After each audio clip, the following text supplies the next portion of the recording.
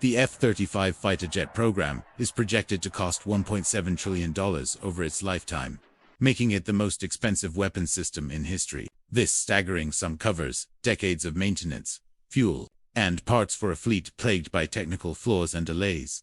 America's student loan debt has ballooned to over $1.7 trillion, crippling graduates and slowing down the economy. This massive debt burden delays major life milestones like home ownership and starting families for millions of Americans. The war in Afghanistan cost U.S. taxpayers more than $2.3 trillion, with nation-building efforts largely collapsing after the withdrawal. A significant portion of these funds was spent on training Afghan forces and infrastructure that quickly fell to the Taliban.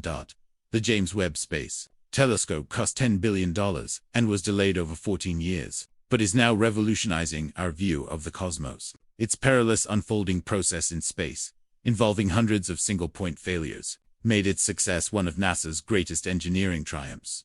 U.S. prison system expenditures exceed $80 billion per year, with the highest incarceration rate in the world. This massive spending often goes towards for-profit prisons and a cycle of recidivism, rather than effective rehabilitation programs.